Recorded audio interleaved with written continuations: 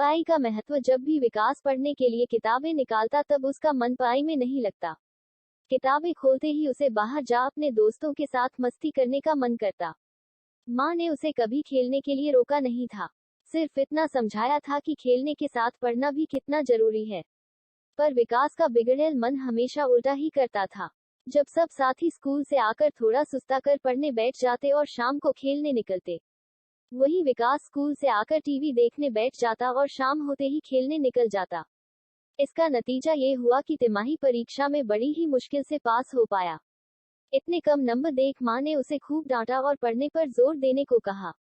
माँ के डर से वो पढ़ने तो बैठ जाता, मगर उसका चंचल मन पढ़ाई में उसका साथ ना देता। फाइनल परीक्षा में कुछ हो दिन शेष रह गए थे जब एक छोटी सी घटना ने विकास की सोच को बदल दिया। एक दिन शाम उसकी माँ ने उसे बताया कि धोबी अभी तक उसकी स्कूल यूनिफॉर्म लेकर नहीं आया था, और अगर नहीं आया तो वो अगले दिन स्कूल क्या पहन कर जाएगा। माँ ने ये भी बताया कि धोबी शायद बीमार न पड़ा हो। माँ ने उसे धोबी के घर जा अपनी यूनिफॉर्म लाने को कहा। धोबी का घर पास ही की एक बस्ती में था, इसलिए विकास पैदल ही चल पड़ा। इस बस्ती में काफी गरीब लोग ही रहते थे, इसी कारण कई घरों में तो बिजली भी नहीं थी, मगर सड़कों पर बिजली के खंभे लगे थे जो चारों तरफ रोशनी फैला रहे थे।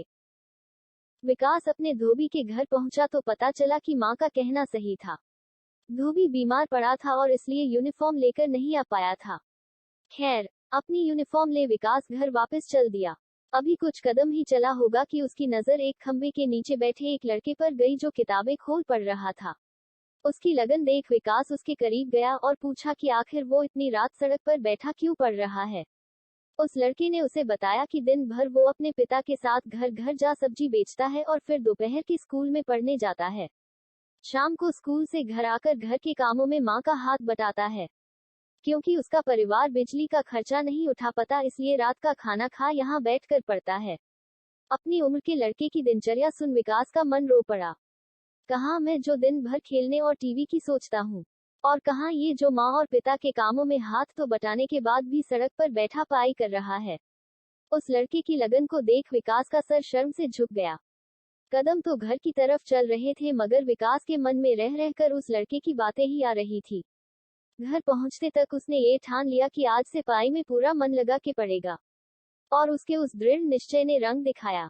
विकास सिर्फ पास नहीं हुआ बल्कि अपने स्कूल की वार्षिक परीक्षा में फर्स्ट आया।